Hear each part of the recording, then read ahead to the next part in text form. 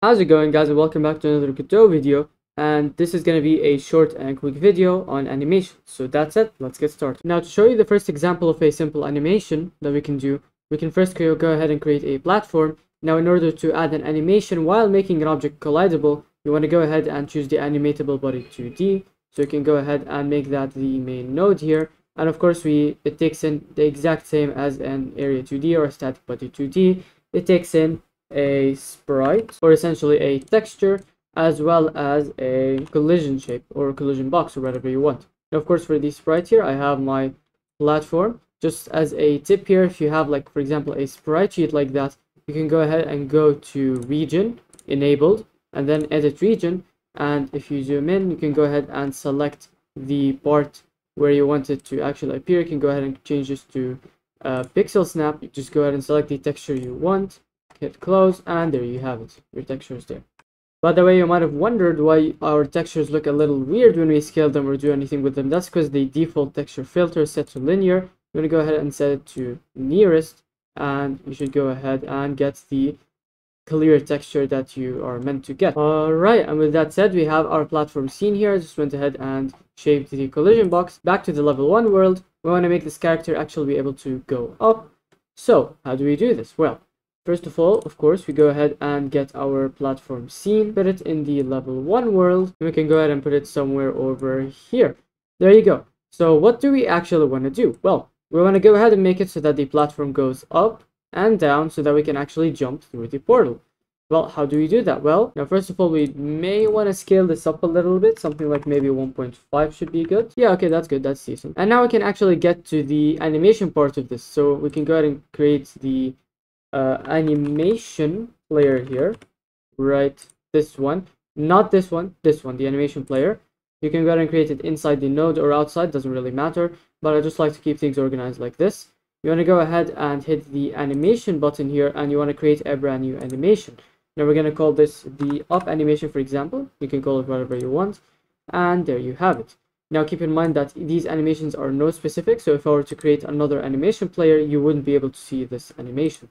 So with that said, we can now actually start by animating the platform. So what you want to do is you want to select the thing you want to animate, and you want to go to the property you want to actually save, which in our case here is our position. We want to go ahead and click that, click create, and it should create a brand new position keyframe here.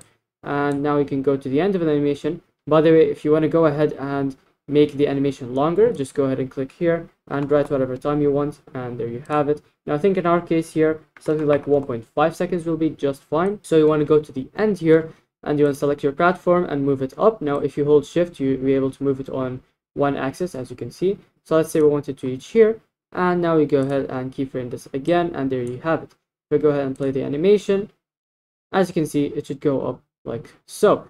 Now for the time being, we of course want the animation to auto start so that it's playing by default, and we also want it to loop.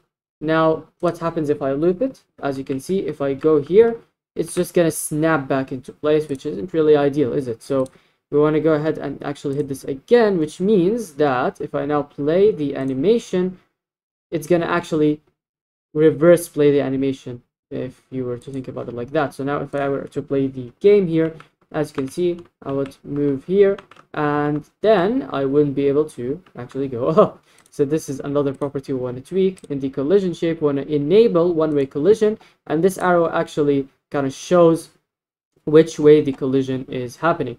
So in our case, we can only collide moving down. So if I go here, here, or from the bottom, it won't actually collide. So let's see that in action. There you go. As you can see, we can actually head up the platform like so, but we can't, of course, go down. And there is the problem of the player being behind the platform. Not to worry though, we can just go ahead and change our player's Z index here, something like 1, for example, and this should basically make him above everything. As you can see, it's above the spike, above the flag, and it's also above the platform.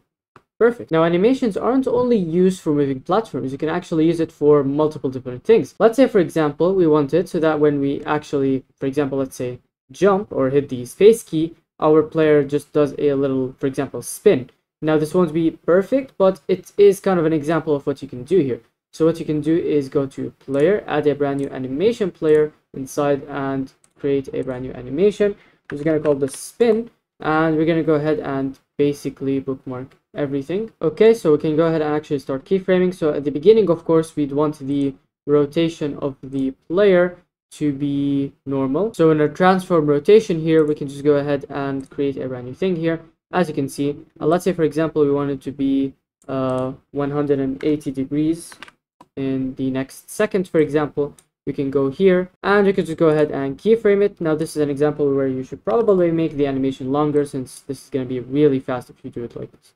So now after that, you want to of course return to the default position again, keyframe this, and there you have it. You have a kind of horrible spin animation, but I mean, it will do for the time being. Also, the camera is going to go really weird here, so you're going to want to kind of be careful with your camera settings and everything. It isn't really recommended to do anything like this unless you really need to, but this is kind of an example of what you can use it for. Now you can actually call it in code. So for example, if you want to call it here, you can go to your area you want to call it here, and for example, after playing the jump here, you can for example drag the node right here, and then you can do dot play, and then you have two different animations. Now the reset is just kind of a placeholder there, don't worry about it. So you can just go ahead and play the spin animation. It's gonna look really funky, but as you can see, if I go ahead and jump, yeah, it does that spin thing, and there you have it. So yeah, that was animations. Comment below if you want any specific topic covered, and I will see you guys in the next video.